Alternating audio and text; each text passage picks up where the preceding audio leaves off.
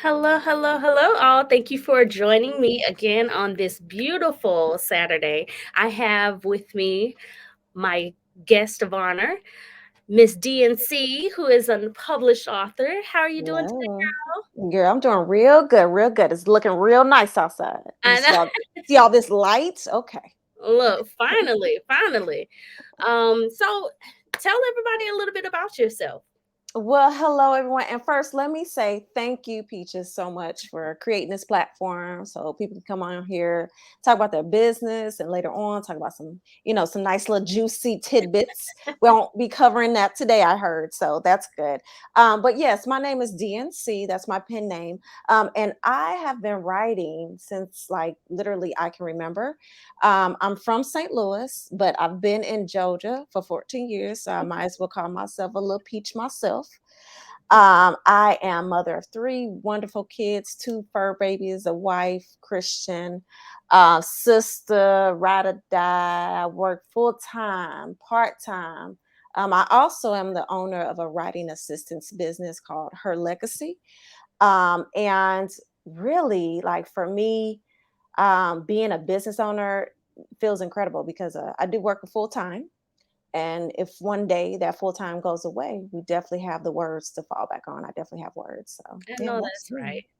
I know that's That's right. me. And just so you guys know, we will make sure that we put all of the handles and links Mhm. to her books in the description as soon as we have this uploaded.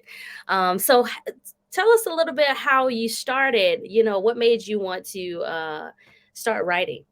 So, I'm an only child to my mother. And so I started writing just, long, long time ago. Long, long, very, very long time ago. Like I remember my very first story being some magnificent story about a princess on top of a dragon slaying somebody. Like I remember that. And putting the book together with staples and so I've always had a very vivid imagination. Mhm. And as I got older, you go through school, kind of school burns you out a little bit with writing. So I didn't do it creatively as I wanted to throughout school, but it wasn't until college, and to keep it 100%, I started writing, erotica in college, these little short, fun stories, basically to try to keep me, from cheating, Right. you got an outlet somewhere, right? And I started reading more books like Zane and Noray and Mhm. like all these authors. I think I was also at the point as a young woman kind of nervous about being able to write like that. So as I got older, my writing just kept evolving. I started talking about, women wanting to transform into these alpha females, and then these alpha females transforming into something goddess like. So now I'm even working on a young adult book, and I also have a thriller horror book coming out, within the next couple years or so. Please don't hold your breath on that one. It's going to take a while. But my next book, my fifth book, which is Untraditional Volume 2, my very first book is Untraditional. My fifth book will be coming out this year. So it's definitely, I always tell people, especially those authors that I support on my other side business, is that everyone has a voice. Everyone has a unique voice. You're going to read a lot of similar things in writings, but you can only be you. And so I enjoy and have enjoyed developing my voice and developing my words to just fit exactly who DNC is. So, yes. Oh yes. Okay, girl. Go ahead then. All right. I can't wait for those new books to come out. But how long have you been a published writer? And can you like take us through that process of how you got to that point? Absolutely. So the one thing to note is I am a self-published author. What that means is I move the ship, I steer the ship. I have a couple people helping me put up the flags and dropping the anchor every now and then, but it's pretty much, a one-woman show for the most part. Mhm. And being a self-published author, there are a lot of things from, connecting with the right editors to cover designers to getting up on platforms like Kindle and iBooks and things like that. When it comes to being a mainstream or traditional published author, just so people can know the difference, Mhm. normally you have like a book agent, and that book agent helps to pitch your book to traditional publishers. And then once those publishers pick you up, then you go on these big tours that they help to budget for. It still comes back to you in the end run, like in the back end, but they're the ones that kind of help move your ship. When you're a self-published author, you have to be the one to move that ship. So, and I actually enjoy it because I get to control and don't have anyone telling me what I can and can't do and where I can and can't go, and kind of I won't say I'm biased about traditional publishing because it is getting better, but for a while there, it's a formula when you go through traditional publishing. You're not going to get some of the unique voices that you now can get through those who self-publish. So yeah. Right.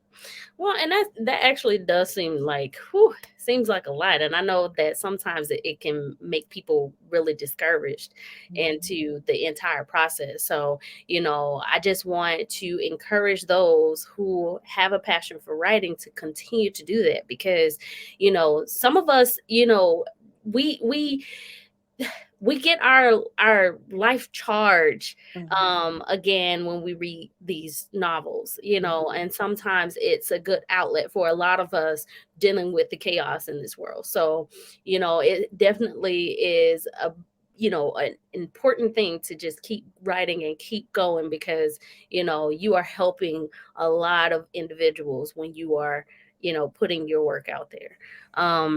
And if I could just add this note too about reading, I know it and definitely has gotten a lot better, but even being a Black female erotic writer Mhm. at one point was such a faux pas for our community. Like, we're supposed to talk about our struggles. Supposed to talk about, our transformations, what society has put on us, things like that.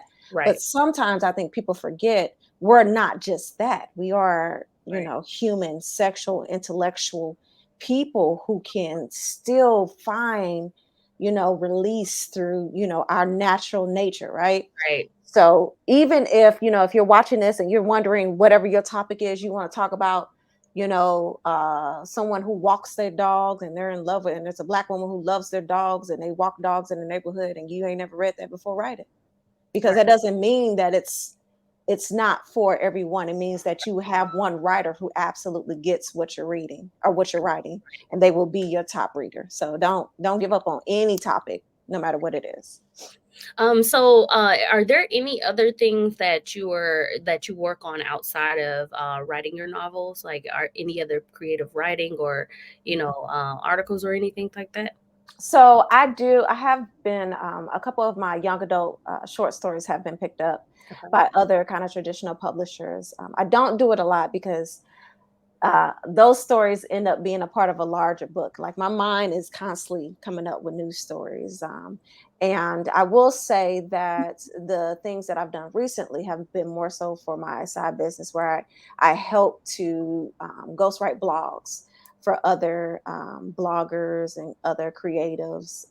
And basically, not necessarily, telling stories, but it's really bringing their voice to whatever brand it is, whatever product, whatever service they have. So Right. I love words. I prefer creative, but I'm down for all of them, to be honest. Well, that's good. Mhm. Do you by chance mind reading us a teaser passage or Oh anything from one of Lord. your books? Mm. Lord. So my fifth book is with the editor. So the book that I will pull from today is my very first baby. And let me tell you this, as a writer who, like I said, I'm on my fifth book, which means I got four other books that have been out there.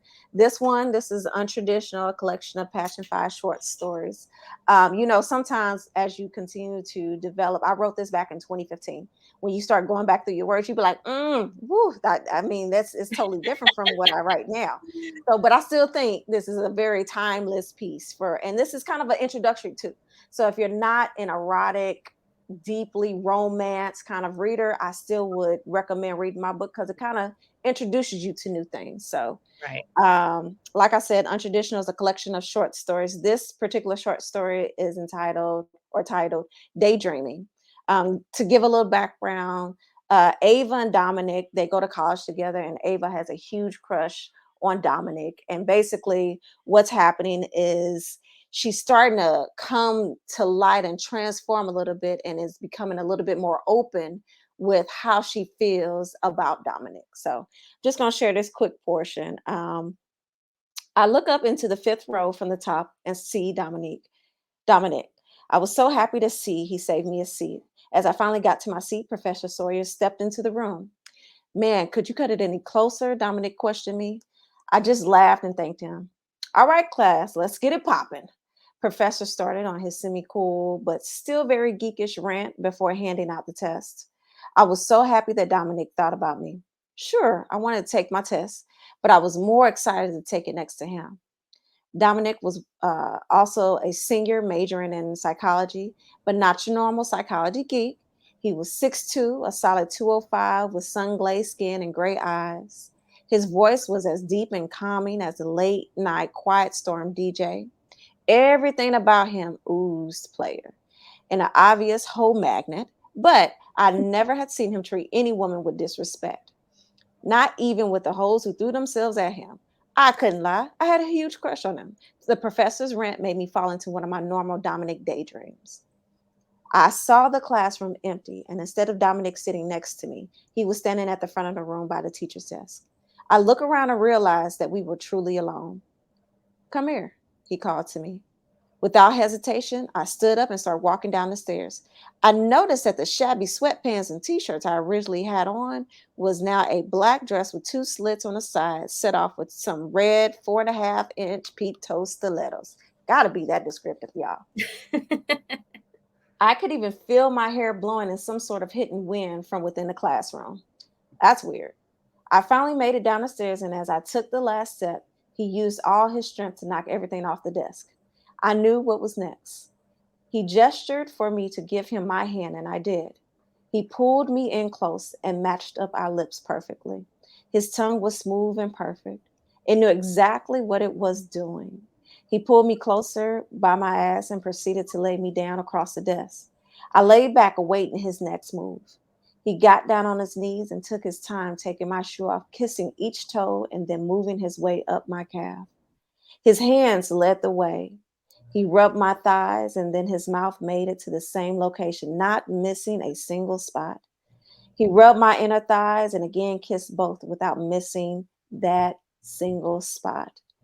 I let out a small groan and felt his hand move to my cove. Ava, Dominic said. Yeah, I whispered as I awaited his next move. Are you going to pass those down? Huh? I was suddenly pulled back from my fabulous dream and brought back into the present day downer, formerly known as my classroom. All right, y'all, that's it. That's That's good. it. So take me I guess a little bit into how you come up with these characters. Like what is the creative As I started off with this interview, I have a very vivid and crazy imagination. And a lot of times it's me musing people, but taking Mhm, a piece of this person or this attribute that I've seen gotcha. and that I like, that is interesting that maybe people haven't seen. Like, is to me, it's very rare to find that gorgeous, attractive geek that really isn't the jock. You know what I'm saying? And I feel like there's a lot of them out there probably. I haven't seen a ton, but I'm pretty sure I'm speaking to somebody, in that particular book, in this particular book. But I really just use kind of like my context clues. And I remember I call myself a geek. Like I'm a I love all types of anime. I love, I could sit down, not just read erotic books, but thriller books. I read uh comic books, all that is who I feel like I am. So a lot of my characters stem from kind of what I would call untraditional characters. Like you're always going to hear about the guy that's this, beautiful chocolate man that has these Right. gorgeous lips, but there's so many attributes to us as Black people that I just like to share them in the books, and I like to give us a little bit more character and be creative. Right, How are right, people really hooking up nowadays? right. So how do you create time for a healthy personal life, with Mhm. writing and being a working mom and how do you create that time for yourself? Ooh, that is a wonderful question. So recently I was asked kind of the same thing, like, how do you do it all, right? Mhm. I like to always reference kind of or paraphrase this quote from Year of Yes by Shonda Rhimes. There's a quote. She said she's in an interview, and the interviewer, asked her kind of the same question, and she's like, first you want to say, "Oh, well, I just figure out, I set my day up like this, and then I move like this." But the real and honest answer, which I agree with from her point, is something's always going to slack off, right? So Right. if you're being an amazing mother, I'm probably not being the best author, and my full time may be like missing some bits and pieces. I may be an amazing full time, worker, and then my kids, I'm going to miss something with that, and then my words may take a back seat. So really, it's understanding how to build a community around you that helps you balance it all. You're never going to be perfect. You're never going to be able to hit everything on the head like it needs to be. Like, and you probably understand this too as a mother. You always feel like it's something else you got to do, right? Yes, yes. So trying to carve out the time that you can for the things that bring you passion is like, I almost feel a bit selfish, but you Right. got to. It's who you are. Mhm. And you can't deny what God has created us to be on this earth. You gotta figure out how to create that time and build that community that understands you, that can have your back. Right. So Yeah, that's probably because the easiest way. yeah, and that's very important. And even with, some of us that don't necessarily have that support system right at our fingertips, Mhm. just, being able to reach out to other moms and trying to find, that outlet through other individuals that are sharing the same experience you are. Sometimes you can find that support system in other people that, aren't blood related, or, that haven't been a typical friend for you, but like Mhm. a complete stranger can also be that support system. Absolutely.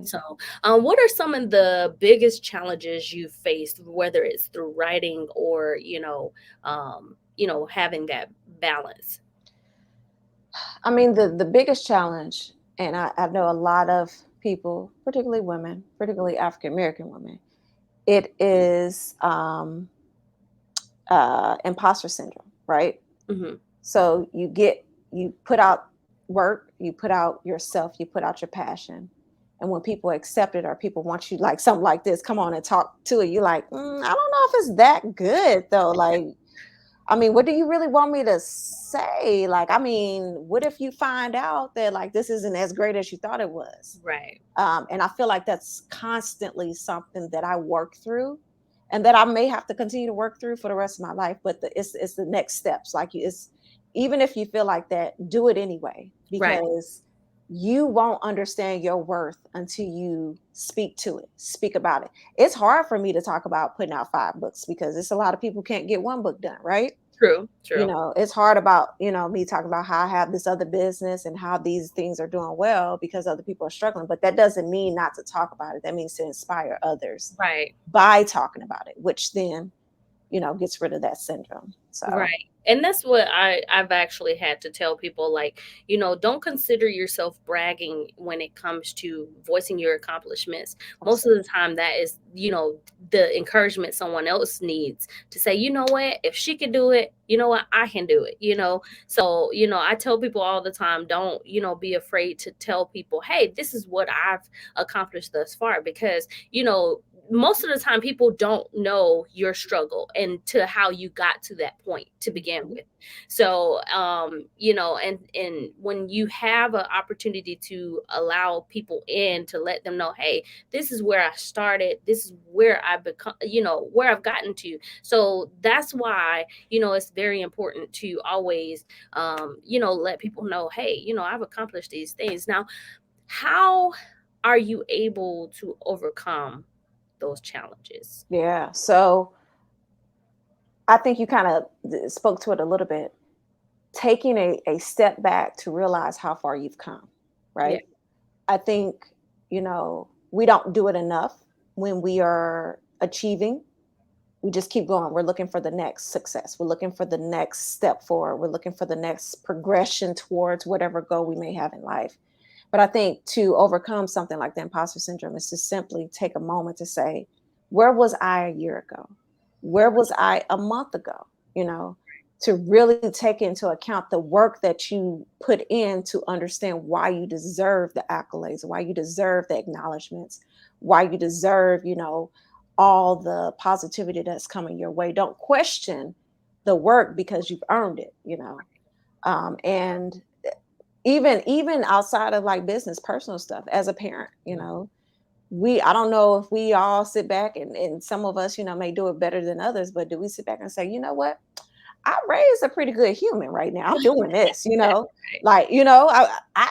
hey, they are polite, they Right. are, giving back. They are friendly, and they have their own voice. They can Right. stand up for themselves. So Right. the more we take time to step back, and it's not even checking off a list, but just remembering where was I? How did I get here? And that's why I deserve to be here. It's Right. probably the best way to overcome it. Right. So, what, I guess, advice would you give to future authors Mm. moving forward? Ooh, I have so much. Let me see if I can single it down a little bit. Uh, if you are striving to tell a story, just start it. Don't sit Mm. and wait for the perfect time. Don't try to figure out what a formula is. Don't keep looking to your left or your right, watching what other people are doing. Just start. Put your head down, pull up your computer, bring out your notebook, whatever it is. Start somewhere. That is the hardest thing for a lot of people to do, is to literally feel inspired and driven to do what is on them. Right. And then once you start going, find that community, as we talked about earlier, that is on that same charge, whether they've already published a book or they're in the process of writing a book too. Surround yourself. There are groups on Facebook, there are groups on Mhm. Instagram, there are groups outside of those platforms. Honestly, Wattpad is a creative writing application that Twilight was started on. Mhm. There are so many opportunities to not just get out your story, but to enjoy it with people around you. That why would you wait? Why would you wait till tomorrow? Start it after you watch this. How about that? Right. Right. So I do know that you do offer certain programs and packages for your readers. So Yes. do you care to elaborate on that? And we will also make sure that these links and things are available once everything is uploaded. Absolutely. So, like I said, I've written 4 books, working on my 5th book. So, my first book was called Untraditional. My second book is a collection of poetry called Like, Love, Lust. And then I have 2 digital books. One is called, it's the extension of the short story I just read from Untraditional called Daydreaming, and the other book is Offic Extravaganza. Both Daydreaming and Offic Extravaganza are ebooks. That means you don't get the hand form; you get to read through it at your own pace on your phone. And if you can buy those books together as a package off my website, and you can do the same thing with the paperbacks, which is Like, Love, Lust and Untraditional. And right now, I'm also offering a free glass and a free mug with those packages on my website. So please go check it out, get into it. I have a blog too. It's called dncwrites.com. Go ahead and subscribe to that blog so you can also see when this next book is coming out. So, oh, and I have a Patreon account. I share stories on there, lots of tidbits. I do a my own podcast called Quiet Time with DNC. So go ahead, check that out. Follow me. I'll share links with Peaches so you all have it. But yeah, come check me out. Check me out. Well, of course, I don't want to take up too much of your time because, as moms, we definitely have to go tackle these babies. So, Yeah, but I do appreciate you being on with me, and thank you. this has been wonderful information and great for those who are up and coming authors and those who just like to read like myself. Hey, So so you guys, again, make sure you go to Instagram and check out her legacy, and we will also post links and everything in the description once we've uploaded this podcast. But thank you so much for being on, and thank you. have a wonderful, wonderful day. Thank you guys for viewing. See y'all next time. Stay sweet. Bye.